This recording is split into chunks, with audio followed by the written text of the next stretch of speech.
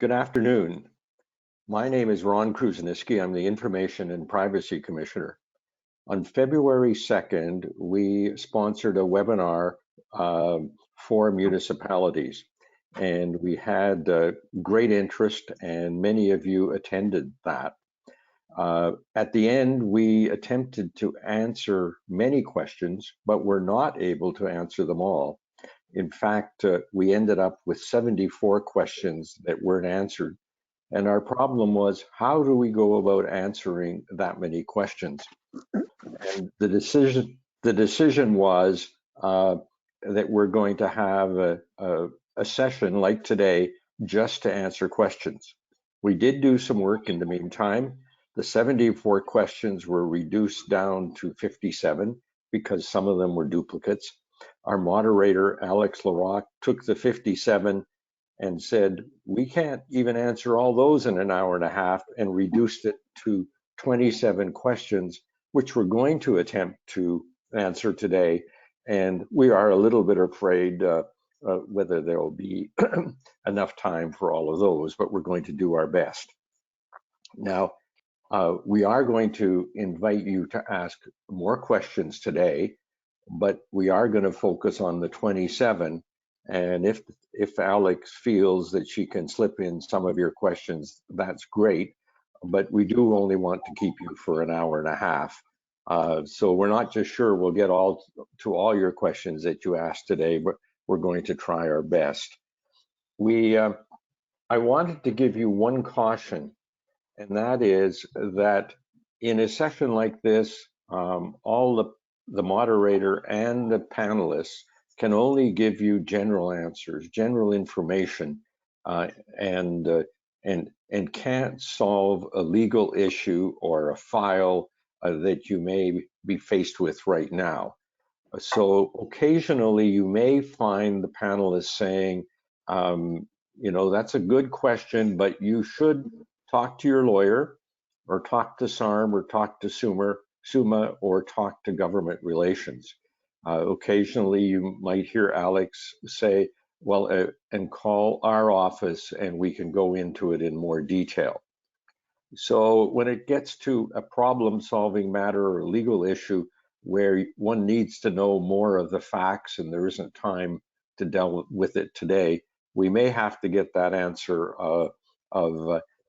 call your lawyer or call someone else for more detailed information. So I'm going to leave it there. I want to thank all the participants for joining in on this encore session. I want to thank our panelists and our moderator for agreeing to do this one more time. I am now going to turn it over to Alex, who moderated last Tuesday, and she will introduce our panelists again and lead you through the questions. Alex? Thanks, Ron.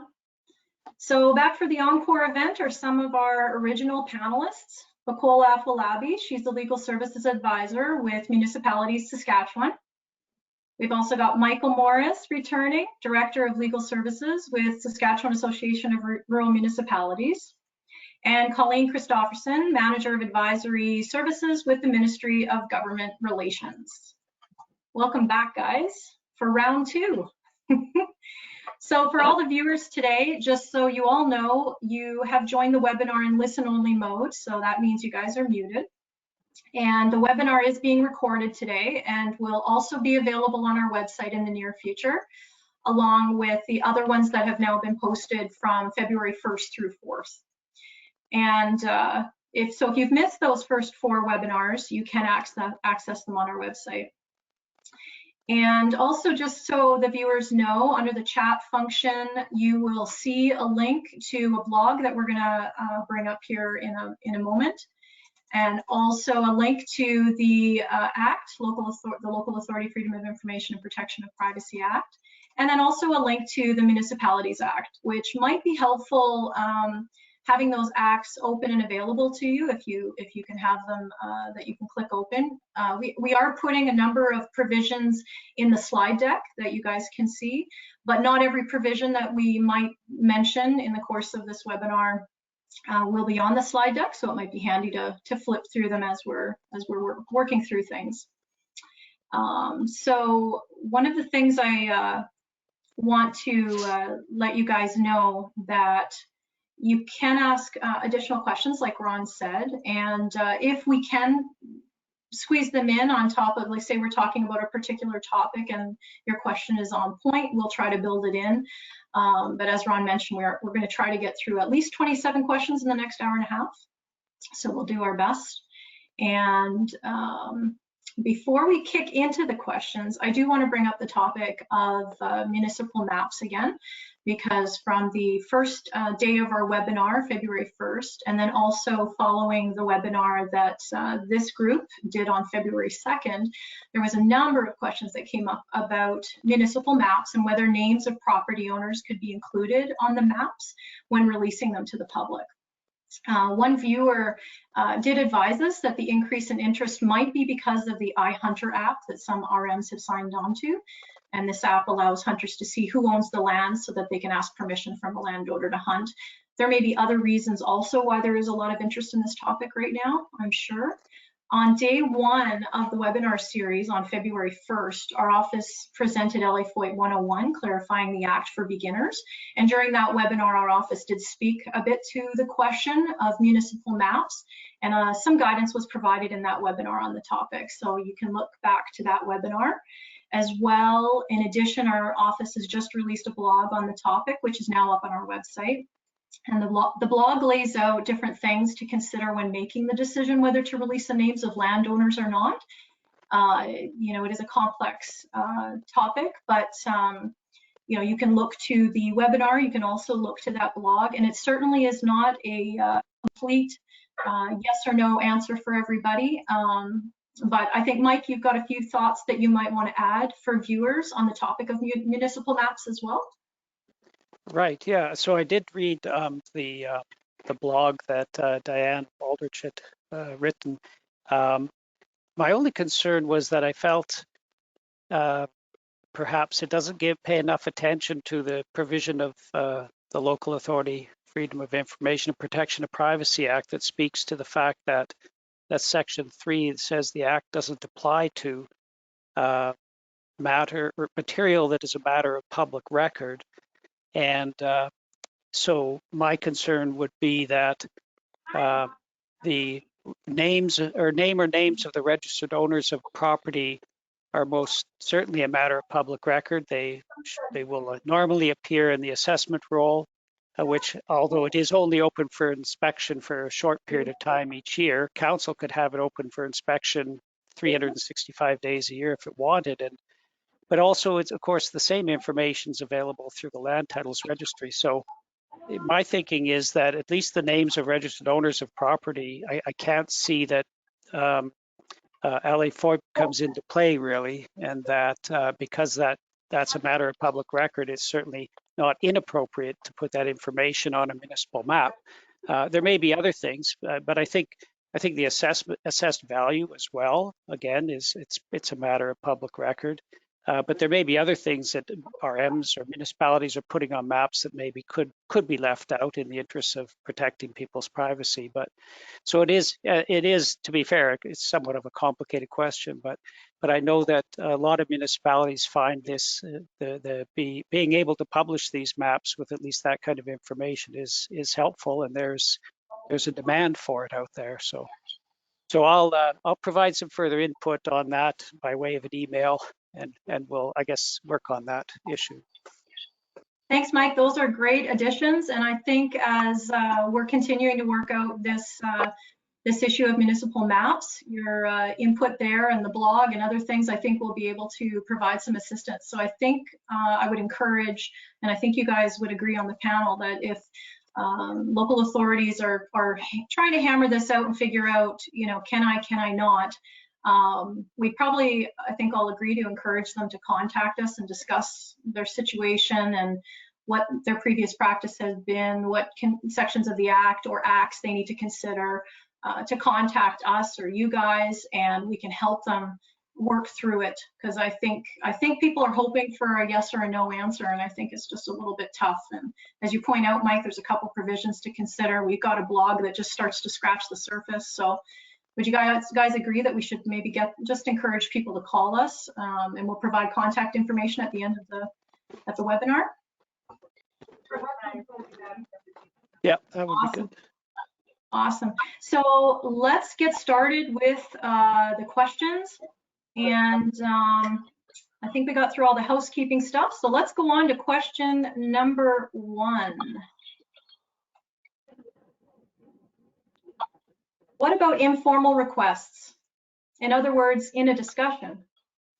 If it is something you would provide in an access to information request, can you talk about it freely in the name of transparency? So how we're kind of approaching these questions is the panelists can just sort of add their thoughts on this question. I might have some thoughts as well. So does anybody want to kick it off with this first question? Can it be talked about freely in the name of transparency if it's something that you would release?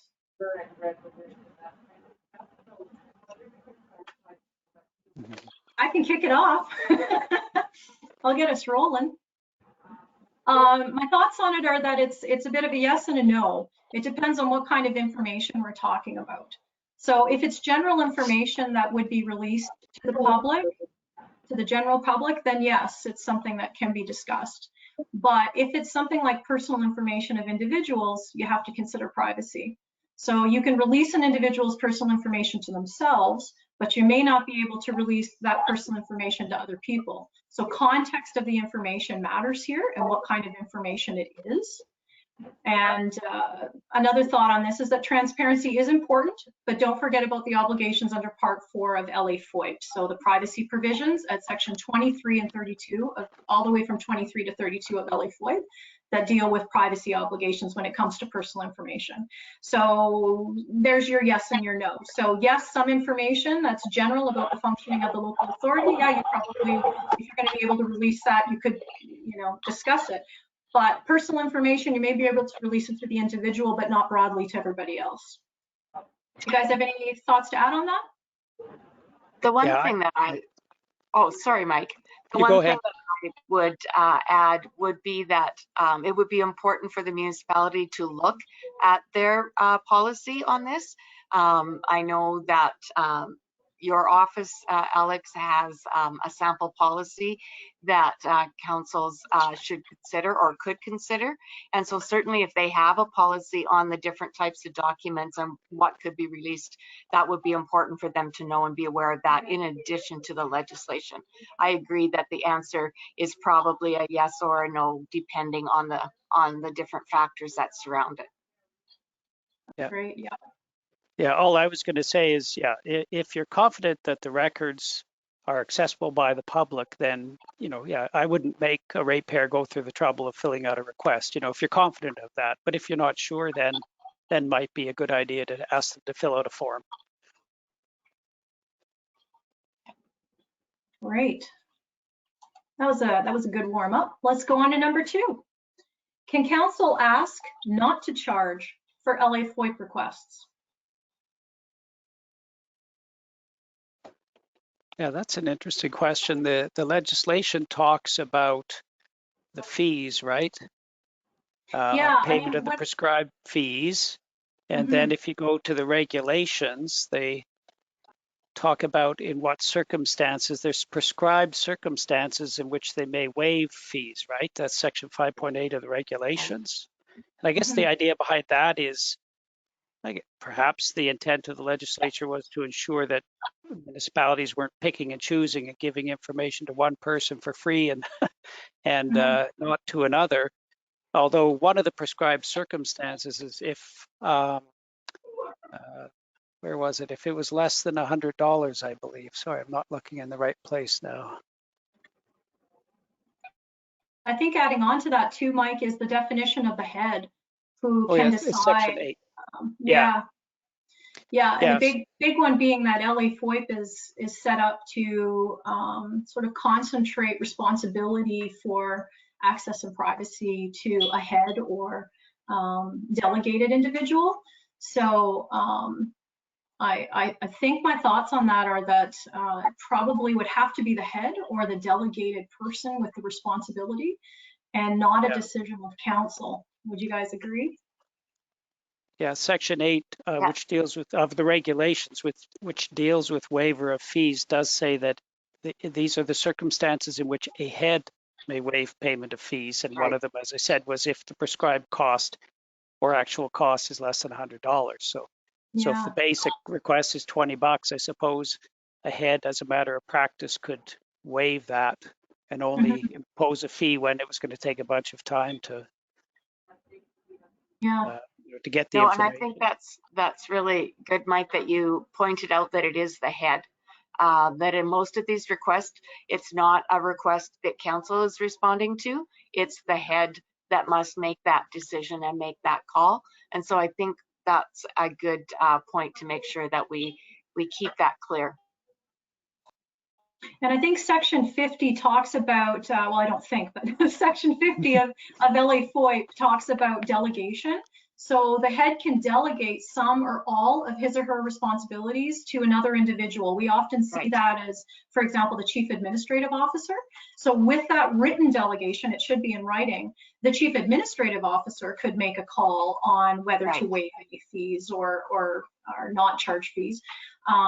One of the things we recommend, which I think goes back to what you said earlier, Colleen, is about having policies in place, and even on the issue of fees, so that applicants are treated fairly and consistently. If you had a policy in place, it wouldn't necessarily be something that even would have to be a case-by-case decision, because you would always sort of have your process laid out for what circumstances you would actually waive fees. And like Mike mentioned, there's in the regulations, it talks about the circumstances under which you can waive fees for example, financial hardship and that sort of thing. So it should sort of just be standard how you're handling fees, and with a policy and a procedure in place, that's pretty standard. But ultimately, I think we all agree that it's the head and or the delegated individual, such as the chief administrative officer.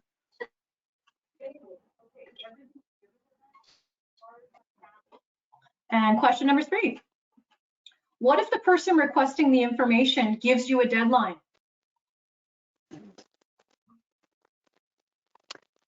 But I think the short answer to that is in Section 7(2) of the Act, which says the head shall give a written notice to the applicant within 30 days after the application is made.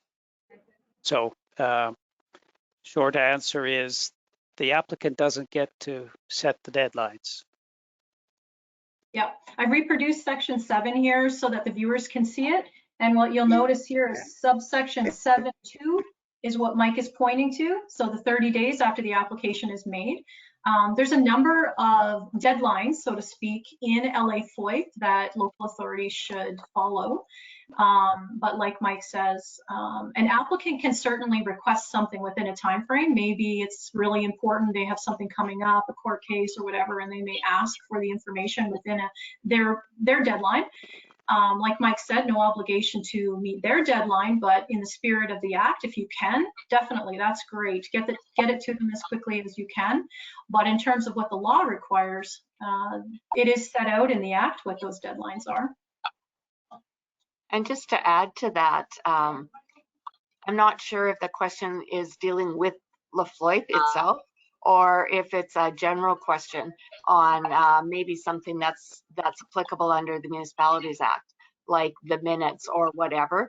And in that case, I would say I would be looking to your council's policy too on their kind of timeframes when you could get it done as quickly, because the Act does talk about within a reasonable length of time in the Municipalities Act as well. So even then, it's like you said on your previous comment that if you can work within the deadline, great. If there's a reason that you can't, you need to be able to express that and work with that individual on that deadline, even on the informal requests.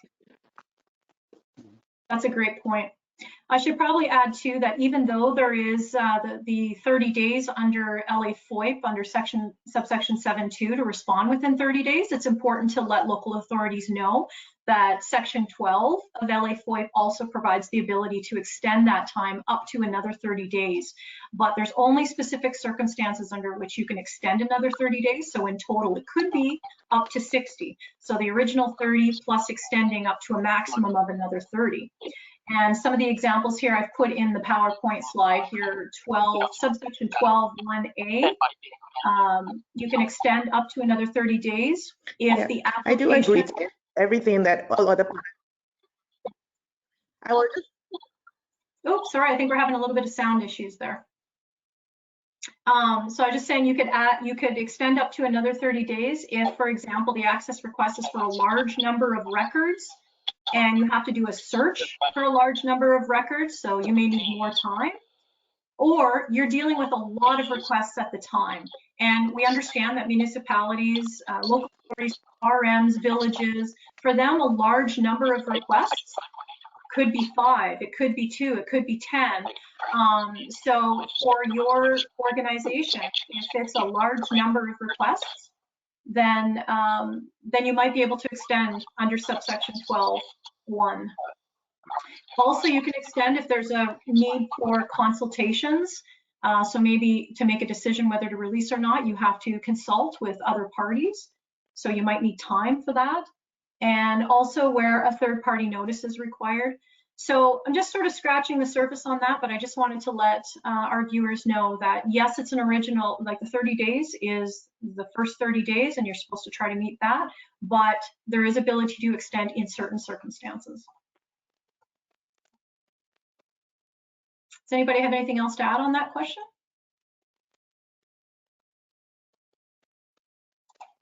All right, we'll go on to the next one. Number 4, should we give formal replies to informal requests? I.e., if you are not satisfied with this response, you may contact the Information and Privacy Commissioner's office.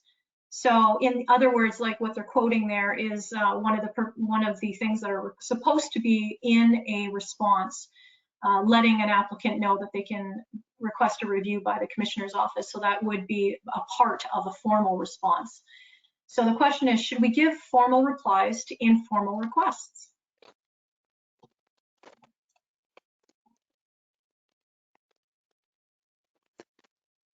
I was going to say my initial reaction to that question was, I would think that if they hadn't completed the Form A, submitted that along with the required fee, Section 30, the reason it's important is if you decline to provide access, then that, if it was a formal request, would trigger the right for them to apply for a review, right, pursuant to Section 38 of the Act. But I'm thinking if there's never been a formal request or a proper request, then arguably, they haven't triggered the legislation, and so there would be no right to review. So, but I've read now the additional information that you've provided on the slides and the review report that the commissioner had raised with respect to Chinook School Division about just because they didn't use the required access to information form, as long as it essentially in whatever way the request came, presumably has to at least be in writing. If they essentially provided all the required information, that might be enough. Although I still, to my mind anyway, the fact that a fee wasn't paid, probably I would have a little trouble suggesting they should treat it as a formal request. I would think a better thing would be to say, look, if this is really important to you, here's a form, fill it out, pay the fee, and we'll deal with it. But any other thoughts? No, I think I can agree with you, Mike, on that one. I'm thinking more on the lines of a really informal request on maybe not under the Act, again, under the MA, where, in my mind, if you want to do a formal response and you feel like that's important, and you'll have that then to support your decision and show that you provided everything that you needed to, absolutely. But you're definitely not required to do that kind of a formal response as you are in Lafloy under that particular act. If they're getting information, in fact, you should be just providing them the information directly if it's out of the Municipalities Act without any delay. Yeah, I agree with that. I agree with you guys as well, and a couple of things I added into the slides for this question are like we would consider an informal request as a request that's not in writing. So, I mean, anybody can ask for something verbally. We encourage local authorities to be transparent, to, you know, proactively disclose information and not, like Mike said, force people to go through the formal process. It's all about transparency and trying to get as much information out to the public about the functioning of the local authority. So if the request is not in writing, then LA FOIP is not engaged. So it's up to the local authority how it wants to respond. So there's nothing that stops them from responding formally, but there's nothing that requires them to as well. Because as you can see from Section 6 of LA FOIP, if an applicant wants to make a request under LA FOIP, Section 6 is the direction being given to the applicant how to do that. And it does say that the applicant should make the request on the prescribed form. But as Mike has mentioned, the commissioner has looked at that issue. Does it have to be on the prescribed form to be considered a request under LA FOIP? And what we've looked at, you know, one of the things to take into consideration is the Legislation Act, specifically Section 2-26, which actually speaks to any act that requires a specified form, provided the request does not deviate significantly from what's required in this prescribed form, then you can still treat that as a formal request, as though it came in on the prescribed form. So that means that applicants can send it to you by an email, they can send it to you in a letter, they can send it to you on the prescribed Form A, which is at the back of the LA FOIP regulations under Part 3 forms. You'll find Form A there, and applicants can put that in, which is, you know, the Form A, the actual formal request, but it can come to you in other formats. But it is in writing, and as long as it looks like an access request and they're requesting certain things, we would call that a formal request. So the Legislation Act does provide that it doesn't have to be on the prescribed form. And as Mike mentioned, we do have one review report here where the commissioner did consider it, and that's Review Report 336-2017. And that involved a school decision a school division that was trying to make a determination whether how the request came in could even be considered an actual request under LA FOIP, because it didn't come in on the prescribed form. So I guess going back to the original question, should we give formal replies to informal requests? And I think from what you're hearing from all of us is that LA FOIP would not require you to provide a response to an informal request, given if we're all on the same page that an informal request is one that's not coming to you in writing, or like Colleen said, there's other acts engaged here that they're making that request under. Have I summed that up, guys? Yeah, no, that sounds good. Yeah. Yeah. So as long as it's in writing and contains sufficient information, though, you can treat it essentially the same as a formal request. And of course, if you're going to refuse access, there's no fee payable anyway, if I understand correctly, right? Right, yeah. So, yeah. Okay, next question. Are all letters that are sent to councils available to the public? And are all letters sent on behalf of council public information?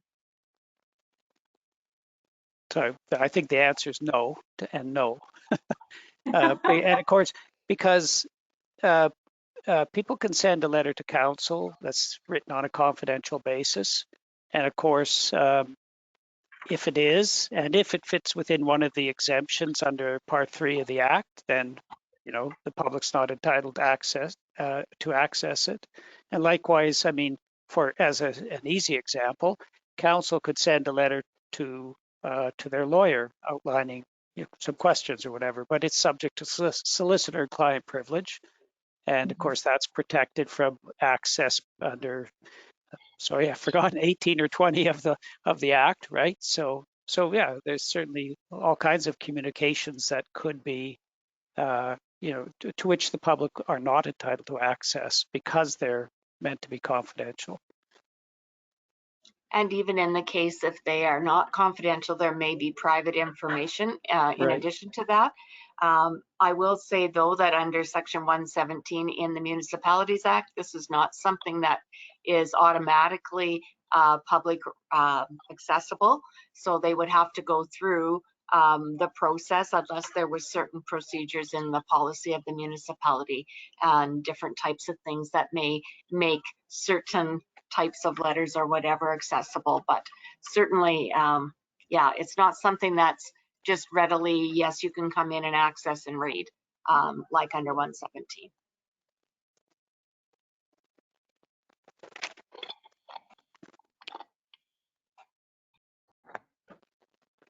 Okay, next question. I just want to make sure I didn't skip one here. Okay, so now we're shifting away from the questions that were around access to information, and now we're shifting over to the privacy questions. So there were quite a few of these, so you guys are going to find that a number of questions now going forward are going to be about privacy, which makes sense because I don't think we talked a lot about privacy stuff at the last webinar. It was really mostly access related. So we're going to shift now to privacy. And the first question is, if someone calls to complain but refuses to provide their name, can we refuse to accept their complaint?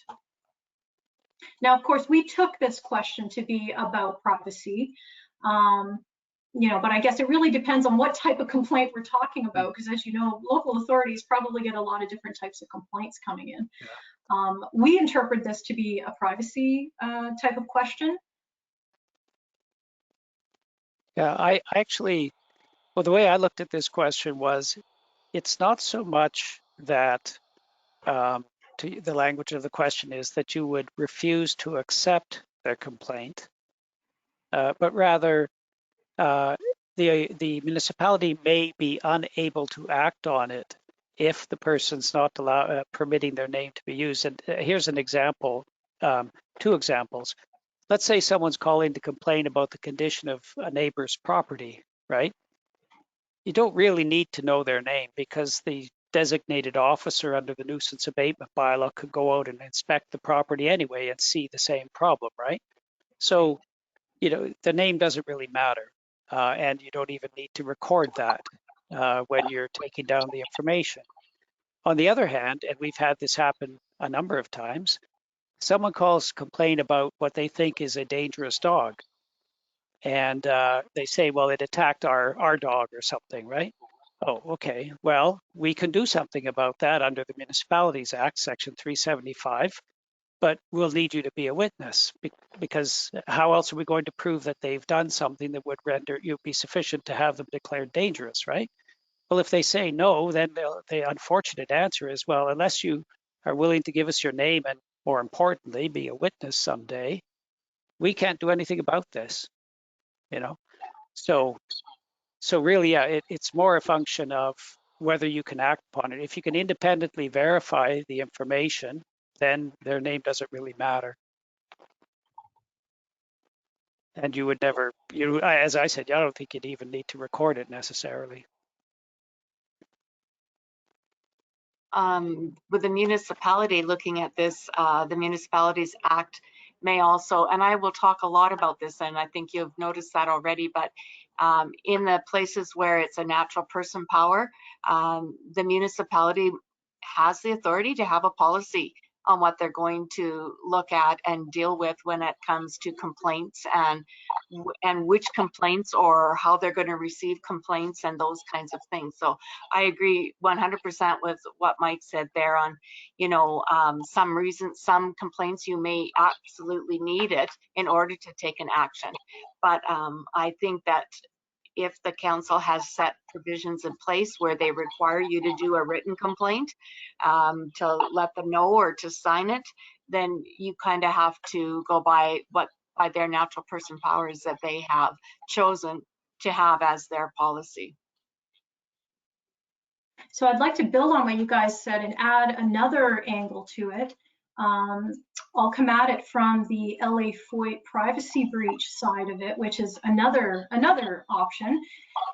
If the complaint is about a local authority having done something that may have breached an individual's privacy, the local authority should take all reasonable steps to investigate the alleged breach, whether the complainant leaves their name or not. So depending on the nature of the privacy complaint, you may need the name of the complainant in order to conduct an investigation, or you may not. So just a caution there. Take into consideration what Mike is saying and Colleen is saying, and then add in there what I'm saying in terms of if it's a privacy breach complaint. The other piece of this is you should investigate it as a local authority if it's about something the local authority has done to possibly breach someone's individual privacy. And that always involves someone's personal information. That's the only time that the privacy provisions under LA FOIP become engaged, is if it involves personal information. And sometimes somebody knows about somebody else's privacy being breached, but the local authority doesn't necessarily know. So they may just be bringing it to the local authority's attention. So the local authority should look at that and then look into it. So that's another piece to the, if we all kind of look at that complaint, that question slightly differently, so. No, very good. That's an important point.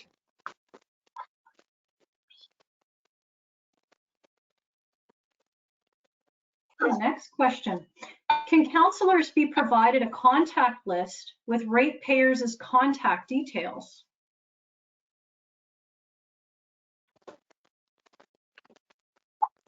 That's a tough question. We're all warmed up now. Yeah, the considerations in responding to this question are very similar to those related to the maps, right? You know, the challenge is that the information that goes into the, well, for again, the names of registered owners of property can readily be found in the land titles registry, right? Well, it takes a little time, but they're there. They're a matter of public record, so arguably the Act doesn't apply. Likewise, a lot of the same information is found in the assessment roll. Section 205 of the Municipalities Act talks about the contents of the assessment roll, right? Location of property, contact information of the assessed person, and so on. So in one sense, you know, that information is publicly available already. But I can't help but think about the provisions of the LA FOIP, which talk about, you know, why are you compiling information, and talk about the use of information. And even though the Act doesn't apply, you know, you need to be careful about too readily giving out all of this kind of information. At least want to ensure that if you're giving this information to members of council, they're, you know, cautious in how they use it, and certainly aren't just handing it out to anybody. But it's probably not subject to the Act, right? I don't know. What do you think, Colleen? I would have gone a little bit different direction on that one, Mike, because I think the assessment roll and the information in the assessment roll, the intent of that is for the use of assessment and for that purpose. So if you're going, and even as a municipality, we're required to not provide, only use the information for the purpose it was provided. And I'm not sure that the council would have a need to know contact information for that purpose. And so I would have a fairly large question there about making sure and checking with the LaFloip legislation and seeing whether or not that information is something that you can share with your council members. Yeah, I guess the only thing I would say is I don't think LaFoip applies to some basic information that's already a matter of public record. That's Section 3 of the Act says that. So, but nonetheless, though, the you know, the restrictions on use that are in the Act, it would be good if those were applied to that information, you know. But the difference with one of the things I think that's important to note is when you prepare a list, say of the individual ratepayer's name and then put their contact information next to it, and particularly if it's not the same contact information that's in the assessment roll, I think that there's an important difference there to differ between. Yeah, oh, for sure. Well, and even what's in land titles registry, right? You know. Yeah, true. You know, I mean, that is definitely the most publicly available of all of the information. But all that is a name and an address, nothing more, right? And even in the assessment roll, it does, Section 205 does talk about contact information. But I would assume for the most part, and you'd know better than me, but that would just be addresses for the most part, wouldn't it be? Yeah. Yeah, I don't As think. far as I know, it would be addresses because you need to Yeah, mail the assessment notice. So. yeah, yeah. I mean, if a municipality happens to add to their database, if they have an email address for somebody or a phone number, that I would think is just for administrative purposes for Right. ease of contact, but it's not intended that anybody would be seeing that information, I'm assuming. Right. Yeah. Correct. Yeah. So like I can understand there's legitimate reasons for council members to want to have access to at least a mailing list of their ratepayers, right? It's a way they might be able to utilize to send out information to the voters in their division, right? But you'd really have to be careful to restrict it, I think, in my view, at least, to no more than the names and the mailing addresses. And that on the basis that information is publicly available, if through no other means than at least by the land titles registry. But So a few things to consider there when making that decision for a local authority. So, you know, just sort of shows how you can come at trying to, as a local authority, whether you can or cannot do something. So, you know, I think if a local authority is trying to answer that question for themselves, they may want to contact one of us and sort of explain, get some sort of explain what the purpose is, like Colleen said, why they're looking at why the contact list is being requested, so we can help work through how to make a decision on that, because I think there's good points raised by Mike and also Colleen on this. So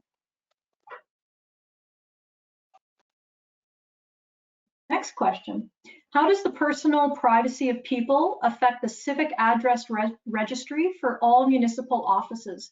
The information is to be shared and registered with emergency personnel, and the landowner can use it for deliveries, etc., or mapping. I might have to defer that one to somebody who's a little more familiar with the civic addressing registry. The only comment I would have is that if the landowner, in my view, would have the right to share his own personal information with whoever or however he would like.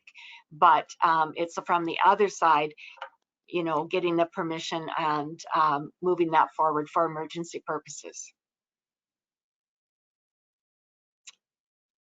yeah, I'm not sure. I'm not that familiar with the civic address registry. What that was done mainly for emergency services, right? I believe it was. Yeah, and that's where they actually gave farm yard sites, whatever numbers. Right. Yeah. Yeah. But yeah, I'd always thought that information was for the most part, yeah, provided by the ratepayers themselves, and really it was just like the fire department and certain other people would have had access to it anyway. But sorry, I'm not very familiar with it. So well, and the other thing, a lot of that is then signage. It will be out there as public information anyways if they're providing the signage for emergency purposes. But like you said, I'm not as familiar with that system.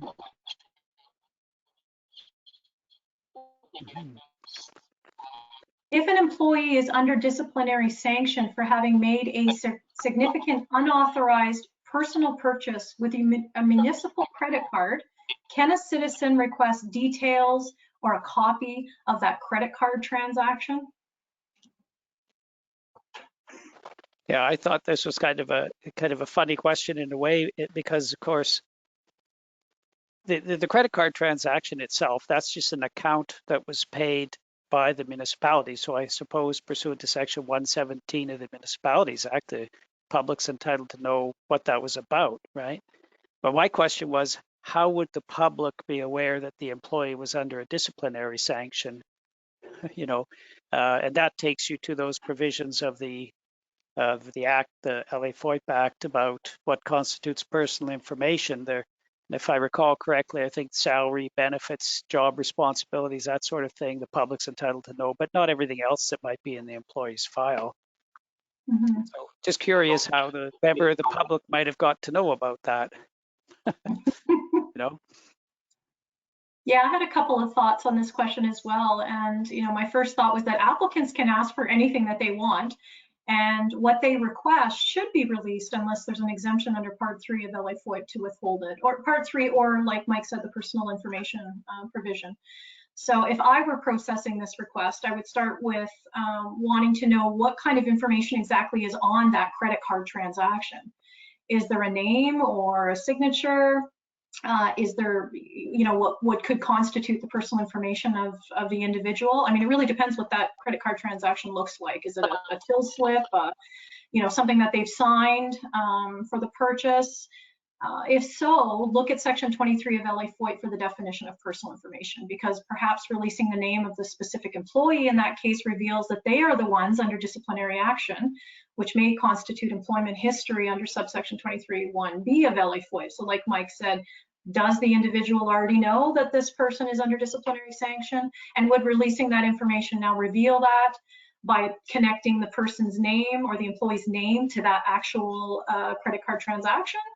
So context again matters here. Also, does that credit card transaction reveal the actual credit card number for the local authority?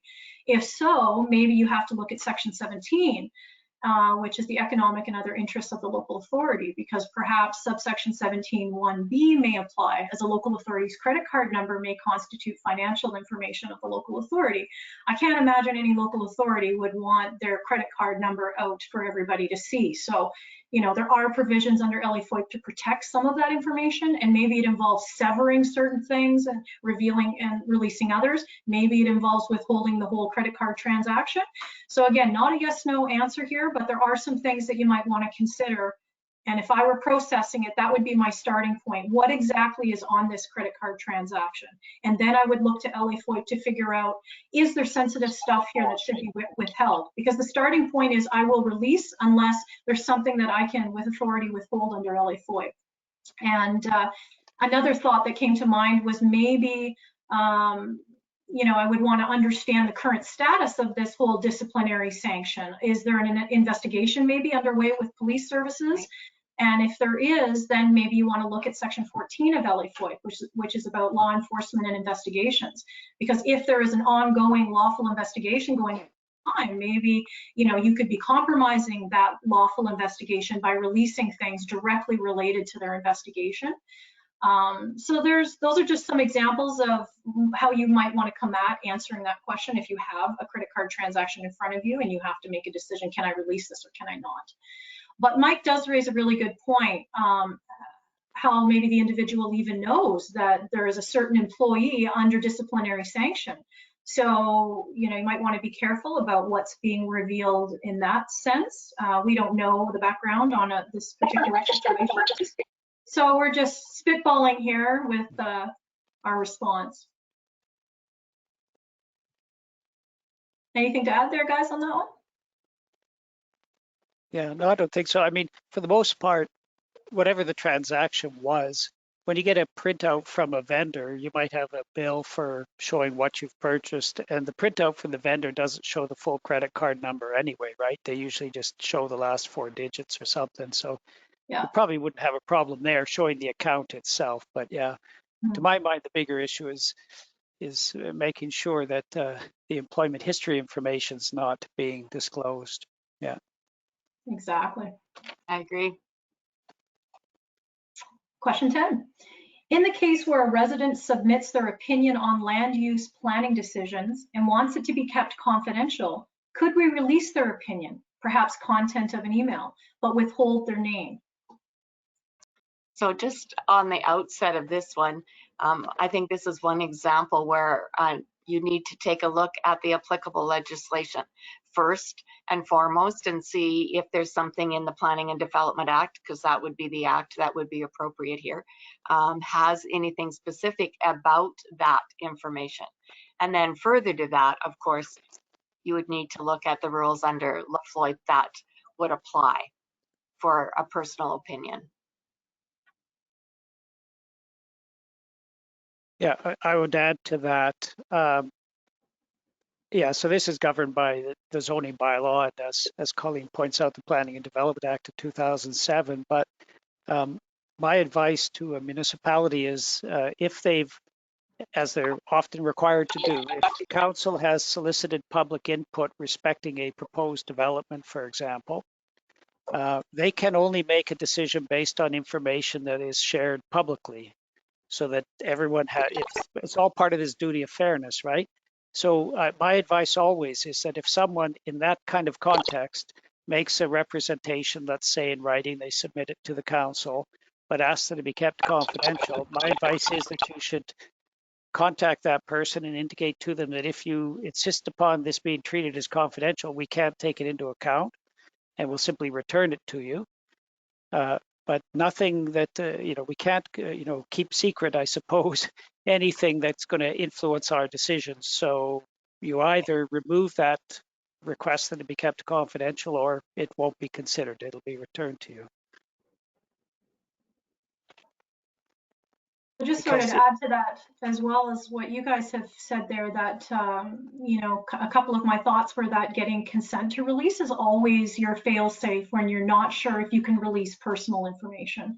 So an individual's name and their opinion would constitute personal information under subsection 23(1)(f) and K(I) of LA-FOIP.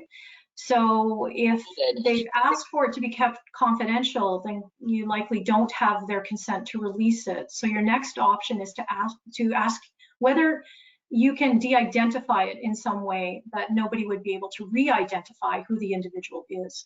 And in some cases, severing certain pieces of information could help de-identify it. But if you haven't severed enough, somebody could still re-identify who gave that opinion. However, in some cases, especially in small communities, this may be difficult to do. So from an LA-FOIP perspective, if it contains personal information, then you've got to kind of follow that through, and you can release it if you have consent. If you don't have consent, can I de-identify it in a way so that it, because I do see the value in decision making, like Mike has said, and being able to show what these decisions are based on and opinions that have come in from the public. So if there's a way to de-identify it, that might be your next best option if you don't have consent. Yeah. But be very cautious about de-identifying, because just removing a name by itself may not be sufficient to de-identify, especially in small communities. So you might want to remove name and if anything else that appears, that you could figure out who it is. See, I have to say, I don't necessarily agree with that. If it's a land use and planning decision, and again, we'll use the example of a proposed development, people, I don't think, have the option to say that I don't want my name put out there. It's if they picture it as if they didn't allow written submissions and you had to say what you had to say at a public meeting. Mm-hmm. So I personally don't think it's an option. If you want to have your say on land use and planning decisions, I think you need to be prepared to say so publicly. But I could be wrong, but that's the way I've always understood it. So are you, I'm not familiar with some of the other pieces of legislation. My area is LA-FOIP, so I totally hear you, Mike. So would there be some other legislation that's sort of requiring that to be made public? Well, there's a need for a public hearing. For example, in the case of, Colleen would know this better, but in the case of a application for discretionary use, for example, okay? So, I mean, that's the most common example. So if you're going to have a public hearing, that means it's public. And the whole idea is that, and I've seen municipalities get into trouble where they met with the proponents of a development privately, and lo and behold, about a year later, their decision gets quashed because they met with these people privately and they didn't allow the public, who there was a lot of people opposed to their development, to hear what was being said. Mm-hmm. So public means public, which means nothing's confidential. So there's definitely ability in LA-FOIP to release things without consent if there's some another act, for example, that requires it to be made public, like you're mentioning. So what I would tell viewers is to look to subsection 28 sub 2 of LA-FOIP, which is the ability to release personal information without consent. And there's a number of provisions under there that may apply. For example, there is one provision that says you can, I think I'm getting some feedback. you can release personal information without consent if another act requires it or permits it. So, so I think that might capture what you're mentioning there, Mike. Yeah, that might be the answer. Yeah, that it's because it's, even if it's not explicitly spelled out, to say something, there has to be a public hearing. And the council, their duty of fairness, which is more developed through the common law, but if it says that you can't make decisions based on information that everybody isn't privy to, then that, I think that's the answer. Yeah. And I think, no, Colleen, you kind of mentioned this before we started the webinar, Colleen, that, you know, maybe reiterating for everybody like we did at the last webinar, that, you know, consider other legislation that might also be at play, right? I mean, my area of expertise is LA FOIP, so my mind goes automatically to LA FOIP. If it's personal information, then you go A, B, C, and see that through to the end.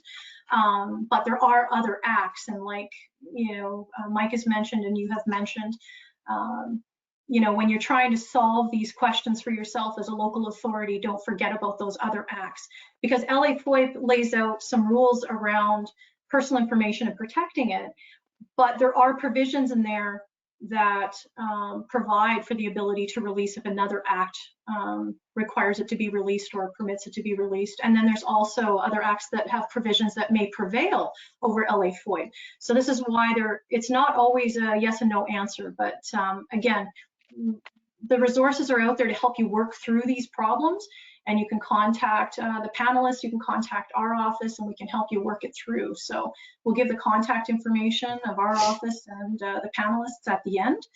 So hopefully there's some things to consider there for that question. Do you guys have anything to add on that? Yeah.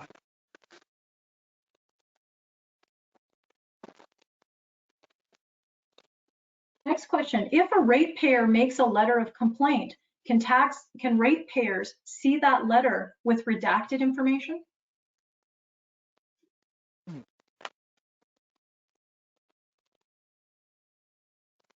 So I'll let you guys sort of speak with your expertise to the other acts that might be engaged here.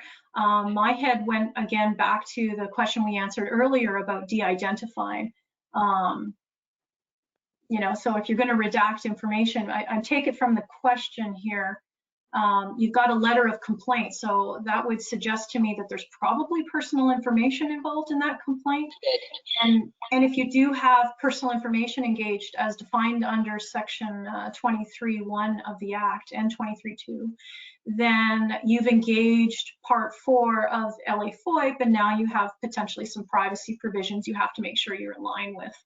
Now, you know, like we said earlier, just because there's personal information doesn't mean that's the end of the story, right? There might be other acts, there might be other provisions that say, even if there is personal information here, I might be able to release without consent, blah, blah, blah.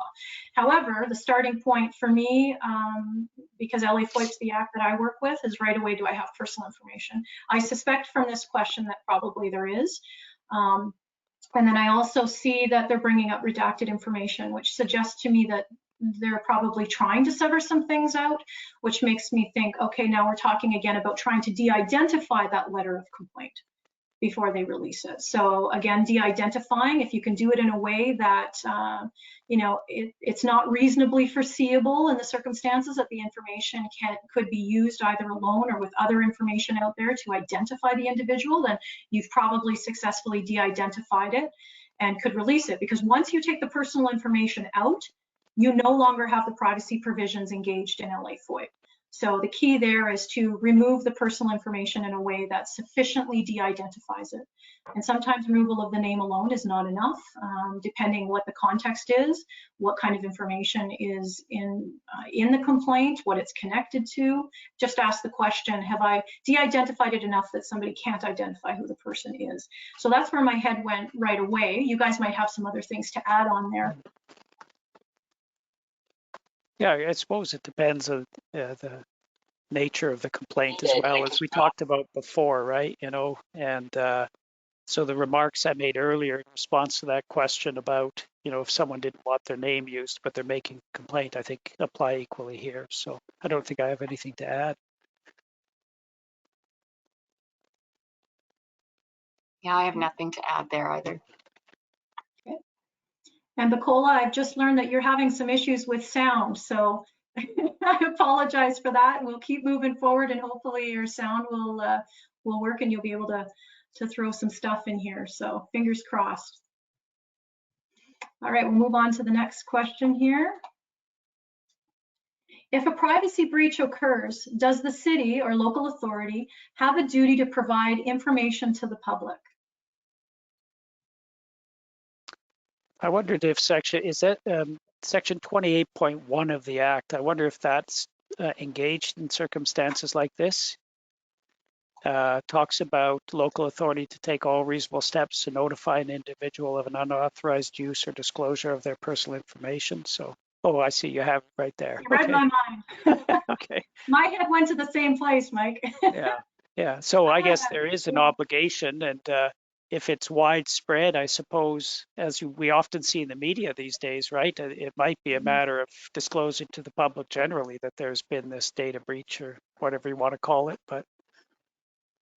My mind went to the same place. I kind of thought, 28.1 speaks about the individual, but you might have many individuals, especially with technological breaches that tend to just span out to possibly thousands of people, and sending thousands of people an individual letter for notification may not be the most efficient way to do it. You are required under 28.1 to provide notification if you deem that there's a potential for real risk of significant harm. And I've provided a bit of a definition on what that means there. So you're required to provide notification to an individual, but maybe a notice in a newspaper or on a website or something of the breach can notify a vast number of people the most efficient way possible. The other thought that I had on it as well is that, in the interest of transparency, if it is a large breach that could end up costing a lot of money to address, it may be good practice to inform the public in the interest of transparency, because some breaches can be really costly for organizations. So it might be good to be proactive in that sense and just show how it's being addressed, because sometimes the public ends up finding out about it anyway. Somebody leaks something to the media and they end up finding out. So transparency is always a good option. When I see the word obligation, my mind goes to the act. So obligation to me means I'm required to do something. So there isn't anything in LA FOIP that requires you to notify the public. So we're giving you some examples of where you actually would end up notifying the public. For example, a really large breach, 28.1, you have to provide notice to individuals. Maybe there's thousands. So put out a public notice, and that might capture anybody who might be affected. But in the interest of transparency, it's good practice to let the public know if you have a really large breach, it's going to be costly. You want to show that you're effectively dealing with it. That's where my head went. Yeah. Good.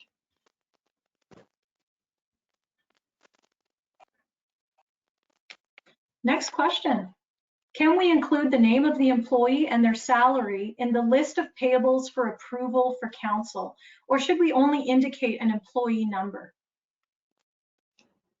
Well, where I went with this one is, first of all accounts paid are accessible by the public at any time, and including in the minutes, of course. And that could be connected with their name. That's obviously, their salary is not private information. When it comes to additional things that might be included in a paycheck, and on a paycheck, there might certainly be some personal information that would need to be considered and redacted. But as far as the list of payables in your minutes and that you take to accounts to be paid to your council, it's all accounts that are to be paid. It's all accounts. There's not any accounts that are taken out of that are not accessible by the public. Does that mean that you could use an employee number on that list of accounts? Absolutely, you could use an employee number. However, the municipality needs to be aware that they'll probably get a question and ask which employee numbers are those, and they would have records that would indicate who employee number that was, and they would need to be prepared for how they would respond to the follow-up question to that one. So my head, of course, automatically went to LA FOIP. So just to build on what you had said, Colleen, I thought about this question, And I think consistent with what you're saying, salary information about an employee is not personal information under subsection 23(2)A of LA FOIP. So we've got that up on the screen there. You'll see that A says the classification, salary, discretionary benefits, or employment responsibilities of an individual who is or was an officer or employee of a local authority.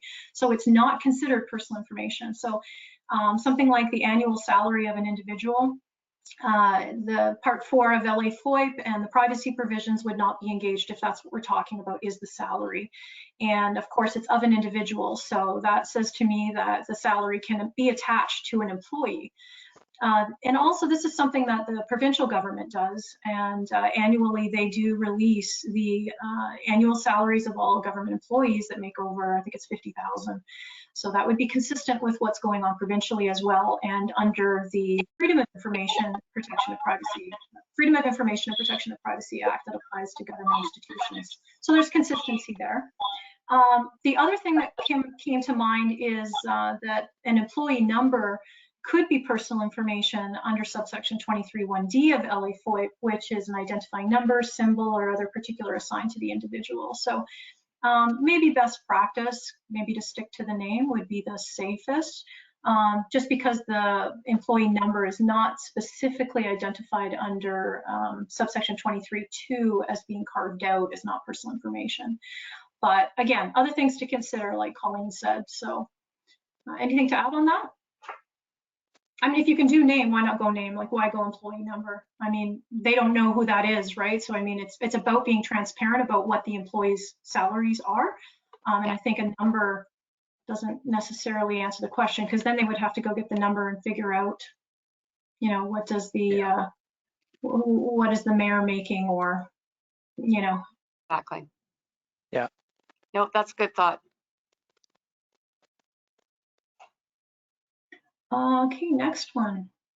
Are employment reference checks considered personal information? This is a good one. Yeah, I assume this would be reference checks that were done with respect to a new employee. And I assume definitely that, or I shouldn't say assume, I believe that would clearly be personal information. The way I look at it is just the items you just outlined in 23(2)A about salary, classification, etc. Those things the public has the right to know, but I wouldn't think anything about the references that were provided by that employee, or any information those references provided to the municipality. I agree. Yeah, I was kind of thinking about this. We do get this a lot, actually, for reviews. People are really interested in the reference checks. You know, what are people saying about me, you know?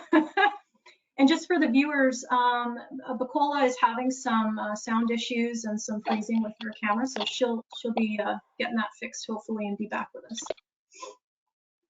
So a couple of things I thought about the whole reference check thing is that, you know, we could come at it a couple of ways. Is the request, is it coming from someone who's asking for the reference checks about somebody else? So for example, I want to see the reference checks that Colleen has gotten. So that would be Colleen's personal information by virtue of subsection 23(1)B, which is about employment history, right? So I, as another person wanting to see what her reference checks say, it's her personal information. So I'm not likely going to get a copy because it's her personal information. And unless Colleen consents to me having it, I'm likely not going to get it from the local authority. But if somebody contacts me and wants me to provide a reference check for Colleen, then subsection 10E of the LA FOIP regulations provides that I could provide a reference check without without the consent of Colleen, but the best practice is to get consent. So, you know, I could say to Colleen, I've been asked to give a reference check for you, or Colleen could let me know I might be getting a phone call for a reference check. But subsection 10E of the LA FOIP regs does permit me to give a reference check without Colleen's consent. But if I want my own reference checks, for example, I applied for a job and people gave reference checks about me and I want to see what they said, it is my own personal information, and generally you're entitled to get your own personal information under the Act. However, subsection 30 sub 2 of LA-FOIP is intended to protect things like reference checks, and a local authority may choose not to release them to an individual. Remember that that is a discretionary provision, and I have put it up in the slide there. And the use of the word may refuse says that the local authority can exercise its discretion and decide, should we release them in this case? As you know, reference checks, they can cause a real they can cause a lot of problems, or they might not. But maybe there's times that it's good to release them, and other times that's not. That's why there's that ability to exercise discretion. But you can withhold them under this provision. So an applicant is not by right entitled to them. So just be aware of subsection 30 sub 2. Nicole, are you back with us? Yes. Yay! Oh.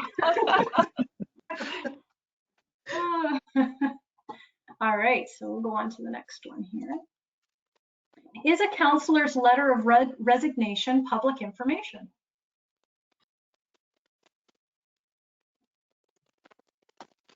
I would think so. It's meant to be public, isn't it? I can't see how it could be confidential. Yeah, my head went to, like, is the counselor considered an employee of the local authority, right? No. No. That makes a difference. Yeah. So they're definitely not an employee, and it's a very public thing to resign from an elected office. So I don't know what you think, Colleen. I don't see how you get around disclosing it to the public. Well, I thought about this from a couple different directions, but there's certainly nothing in legislation that refers to whether it's public or not. So, I mean, the fact is that their letter of resignation is accepted by council generally, or acknowledged, or whatever. So the minutes will reflect that they've resigned. I don't know, I guess it might depend what would be in that letter of resignation as well. There might be some information in there that maybe the council member wrote because they were upset with whatever was happening, and there might be some information or reason that might not be all public. I think you would have to look to LaFloip to whether it was personal information or opinion, or where that would roll out in that particular circumstance. But generally speaking, I totally agree. Yeah. Like, there's not going to be personal information in there generally. Yeah, my head went. Sorry, go ahead, Mike. I was going to say, you only need 3 words. I hereby resign. Yeah, keep it exactly. Yeah, exactly. Yeah, my head went to the same place, that if it right away I thought that is there something sensitive in there? Like you said, Colleen, maybe there's a lot more in it than the I resign. And if LA-FOIP, again, is there personal information there? Do you need to look at subsection 23(1)(b), which is about the employment history of an individual? Again, I think context matters here. If it is I resign, and it is pretty much publicly known already out there that this particular counselor has resigned, seems a little bit strange to withhold it under LA-FOIP, but at the same time, what's in that resignation? Because some people do resign and go on about a lot of things in their resignation, and maybe that's stuff that shouldn't. Maybe there's opinions about other people in that resignation letter, and now you have the personal information potentially of other people, which is their personal information. So again, I think context of what's in that resignation letter should be considered. Yeah. And if you have personal information engaged, make sure you look at Part 4 of LA-FOIP. And whether you have ability to disclose it with consent, or if you don't have consent, can I disclose it without consent under 28 sub 2, or maybe I have to withhold it under 28(1). So just a couple things to consider.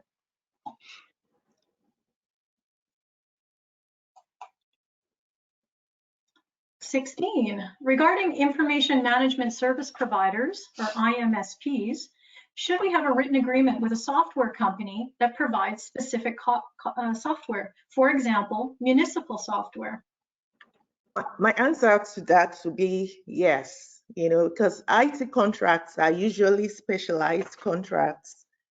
So my recommendation would be that it's best to have it written, a written agreement when you can. I agree with you, Bacola. I put up subsection 23.2, and this is specifically what LA FOIP requires if there's personal information involved. So if the local authority is going to utilize an information management service provider for information that constitutes personal information, then subsection 2 of 23.2 requires an IMSP agreement be in place before any access is provided to the IMSP. If there's no personal information involved, then LA FOIP does not require you to, but as Bacola said, what you're saying as well, when there's no personal information, it's still recommended. Yeah, that would be my, I mean, it's just safer when it comes to such specialized contracts to keep it written. Yes. Yeah, for sure.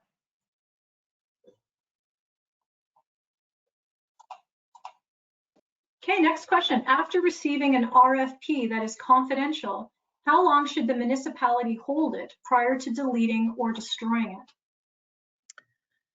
it? If I can speak to that, according to what is prescribed in the acts, it's best to look first to the retention policy of such a municipality. Usually, I mean, most municipalities should have a policy that speaks to how long they need to preserve documents for.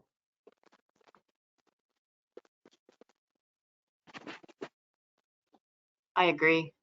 I'm wondering if another thing that would be considered is its useful life. For sure, you want to make sure that you keep it that long. So I would hope that your policy addresses that part of it. But I agree, the policy, you should review and see what your policy has for the retention.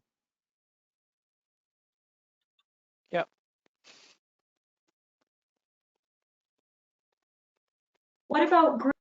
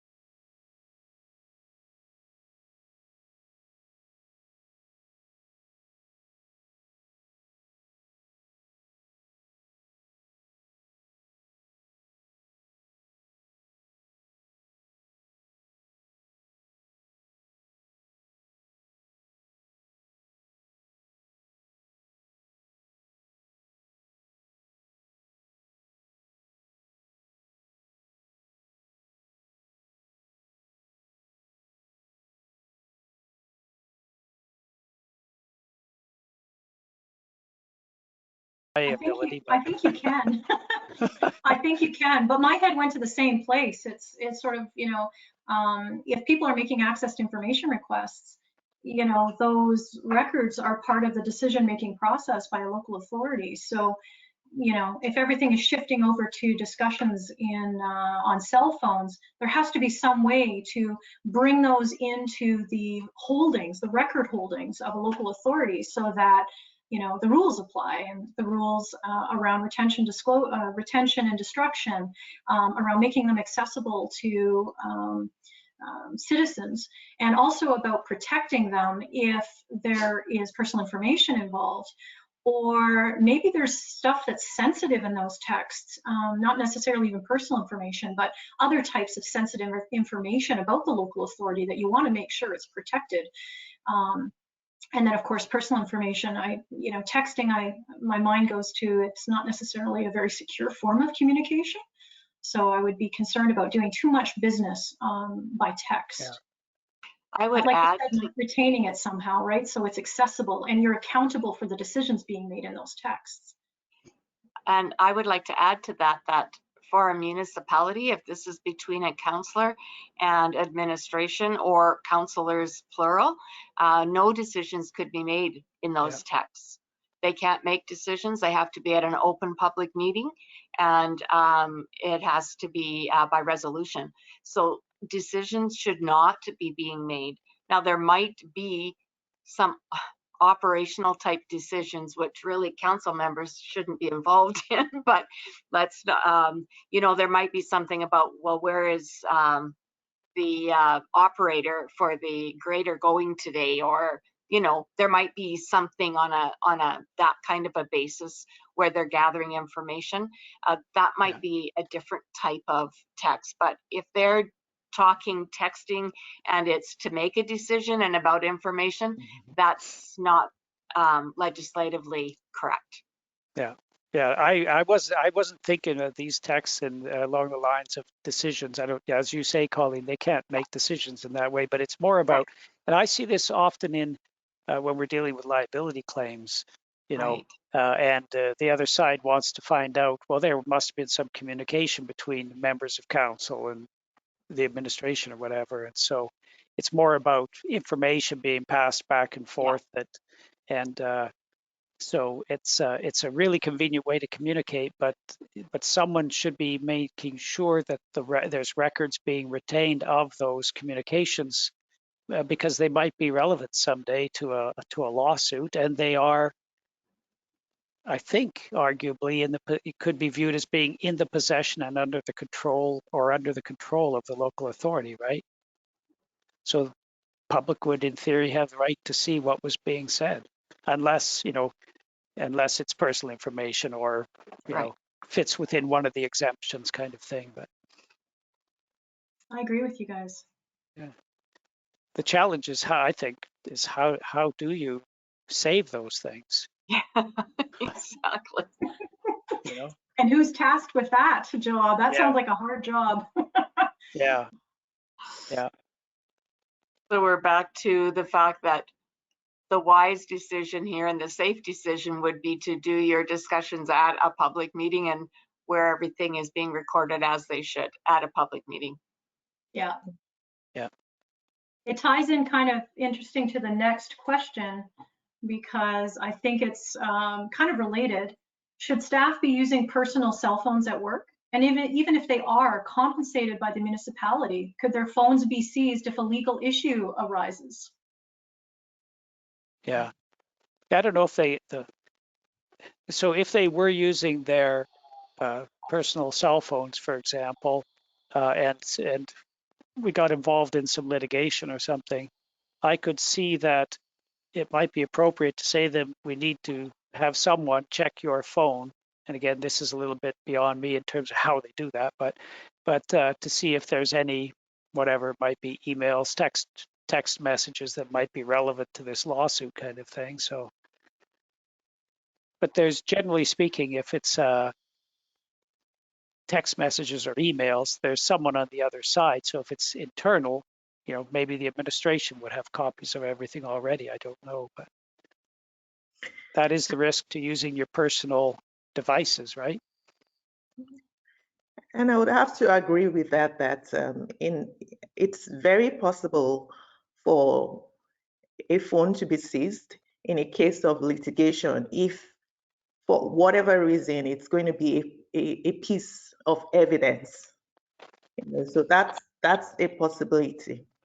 But as to whether employees should be using their cell phone, I'm sure we all use our cell phone at work one way or the other. So that might be a more dicey one to answer. I know our office suggests that best practice is to separate the personal from the business cell, just because it's easier. I mean, when you think about it, if somebody comes to the workplace with a personal cell phone, they do their personal plus their business tasks on it, and there's a parting of ways in a not so great way. You know, you got a whole headache there for the employer to ensure that, again, you are retaining records that you should be retaining, that they are protected in a way that they should be protected. I feel like it just opens up a lot of issues.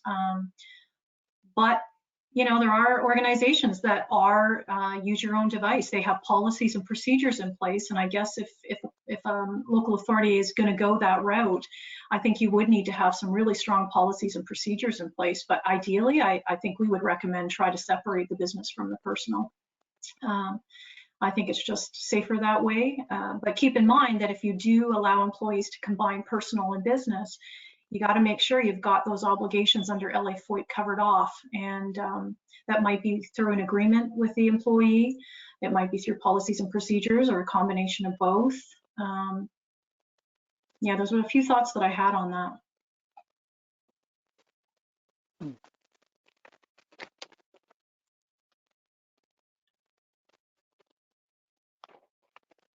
It's a popular topic. So the next one, working from home.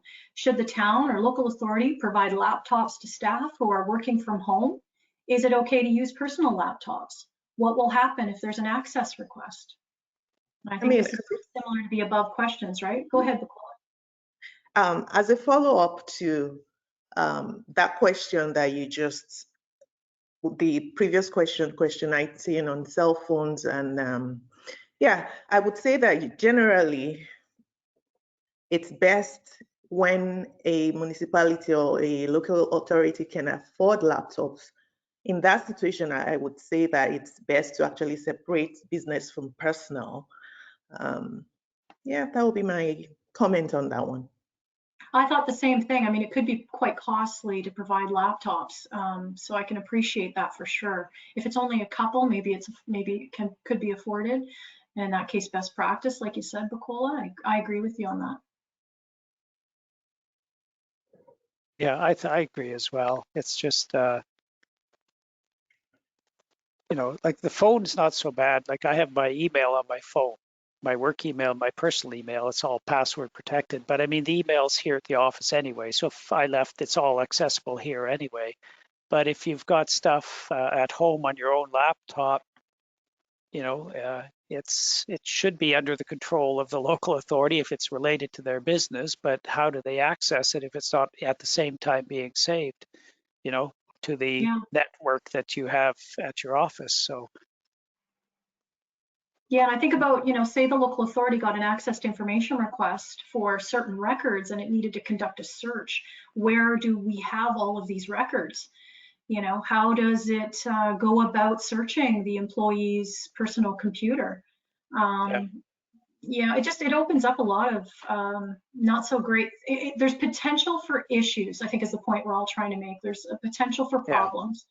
And I think to protect yourself, you know, ideally you are maintaining control, which is what you've been pointing out, Mike. Like you want to maintain control of the records you should be maintaining control over. Yeah. So probably need to ask an IT person about this question too, as to how you could, how can you best do that? You know? Yeah, we'll add some IT people to the next one. Yes. All right, going on to the next question. A tax certificate is public information. If resident A makes a request for resident B's tax certificate, can we grant the request? Absolutely. Legislation clearly says that whoever requests it can have that information. Generally speaking, the municipality will set a fee for that. They certainly have the authority to have a fee for it, a reasonable fee, but it's open for anybody that requests it. And just to build on your question there, I just wanted to point out, or your answer there, Colleen, I just wanted to point out a couple of reports that have previously been issued by our office on the topic of tax certificates. And in that case, subsection 3.1a was considered by the commissioner, and the tax certificates were found to be published material or material that is available for purchase by the public. So I think that's consistent with your answer. So LA FOIT kind of lines up with that. Okay, good. That's pretty much the answer to your next question as well then. Yeah. Whoa, Mike, keener. It's absolutely the same answer. Yeah. Yeah. Can anybody order a tax certificate, or do they have to be a lawyer or financial institution? Nope, it's for anybody, like we've been talking about. Great. I agree. If there are names in reports to council which are read out in a public meeting, when that report is requested, should it be withheld because there are names in the report? Well, I would say no, because if it's been read out at a public meeting, then it's already become a matter of public record, right? Mm-hmm. Yeah, and I think there's a question coming up here about in camera.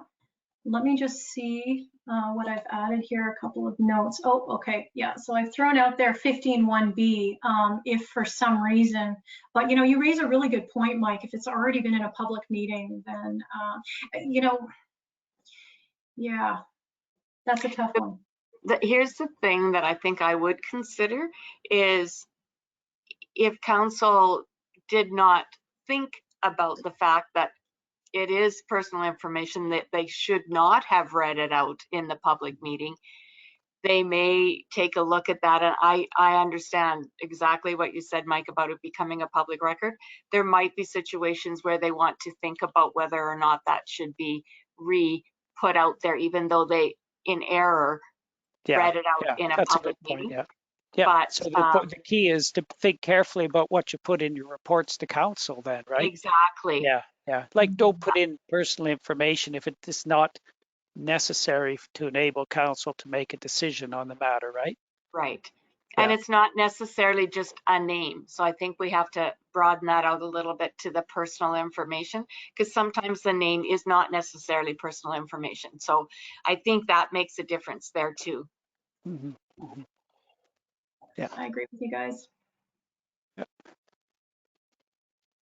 Are the documents, RFPs, to be opened at a public meeting?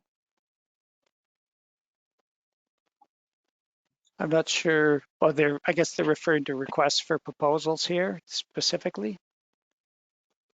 That's kind of how I took it. I mean, my thoughts were that LA FOIP, I don't think answers this question, but is there anything in the Municipalities Act or any other acts that you guys are aware of that require this to be opened in a public meeting? Well, I would say that so I think LAFOIP could come into play if, you know, section 18(1)B, similar to what we brought up in the context of a formal tendering process. Yeah. So the information contained in a request for proposal, it all depends on the terms on which it was submitted in the first place, right? And if there was any promise of confidentiality, then section 18(1)B, which deals with, you know, economic, financial interests and so forth, I guess it could be more specific.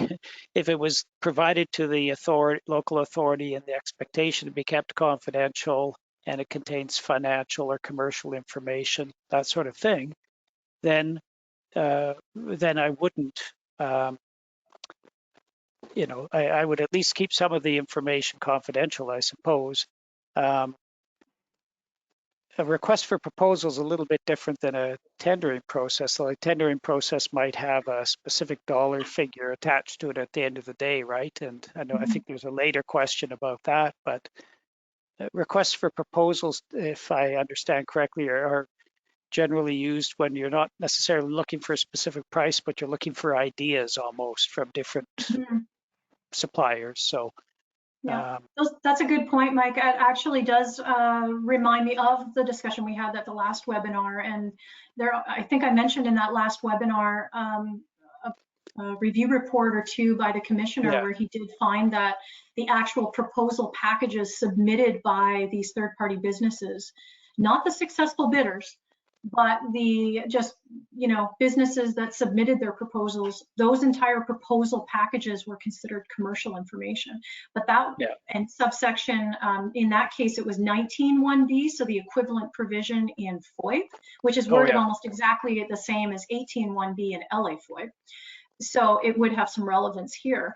But yeah, it was found to be commercial information. They're not the successful bidders per se. So, you know, they're sort of, they're providing a lot of their commercial information in order to try to bid for, you know, to be the successful bidders. Once they become that successful bidder and contracts are entered into, it kind of changes the game a bit. And that's where we start talking about transparency for what the local authority is paying for a contract to a third party, et cetera. But yeah, you raise a really good point about third party information. Yeah, and of course, once they enter into a contract, then under Section 117 in the Municipalities Act, the public's entitled to see that contract for sure. But exactly. There's where those yeah. multiple acts come into play. Yeah. Right. Yeah. But you know, the other consideration here too is, and it's more important when we get into the specifically tendering, but is that there is that need for transparency and for the public to be able to know that municipalities are getting the best value for their money, right? And so, and I was reading that review report that you had, it might come up in a later question, but the one from 2015, you know, where I noticed in that it involved the city of Regina, and they disclosed, they withheld a fair bit of information, but they did disclose the ultimate total price on each of the tenders so that the public could see and the other bidders could see, okay, they clearly took the one with the best price or something, I assume, you know, but. Yeah. Do you mind throwing that review report number out there in front of you again, Mike? Is it in front of you? Yes, 54 of 2015 and 55 of 2015. I think Perfect. there's a link in one of your later slides because that's how I found it. Oh, right on. Okay. You are a keener today, Mike. You're awesome. That's right. I love it. I love it. All right, we'll move on because it sounds like it's going to come up again here. Number 25, we're almost done. We only have 27, so I think we'll just move through them and then wrap it up, guys. In regards to municipal minutes and accounts payable, is payroll to be part of the minutes? Wages are public, but is the actual paycheck public? How do we decide what is public and what should be confidential with the employee? Well, I think this goes back to the question that we just had a few minutes ago, so we don't need to dwell on part of it. Certainly accounts payable is public knowledge. Anybody can access that at any time. That's under Section 117 of the Municipalities Act. And accounts payable are generally part of the minutes as far as what accounts the council is going to approve. So, but again, there may be what's everything on that paycheck or stub may have personal information on it. And so we do need to be careful about when it comes to that part of the information. And how do we determine that? Sometimes you just have to take a look at that and again, go to that Section 23 in Lafloy and see if anything on that check is personal information. Yeah, I agree with you there. Yeah. Sorry, go ahead, Mike. No, I'm saying I agree. It's the detail on the pay stub, for example, I don't think the public really needs to see. Right. As long as they know what the salary is, everybody can figure out what the deductions will be anyway if you if you want to go to the CRA website. Yeah, that's where my head went too. A paycheck contains a lot more than what is described at subsection. Right. And we've just thrown out 23(2)A again, and this is what does not constitute personal information. So of course, the salary of an individual, it doesn't say, you know, their deductions and, you know, taxes that they've paid, so forth, and, you know, employee identifying numbers and other things that could be on that pay stub. So again, we have to go back to LA FOIP, like Colleen mentioned, and look at what constitutes personal information and what does not. And I would think that the paycheck gets into a lot more than what is intended by 23(2)A in terms of what should be made available and what's not personal information.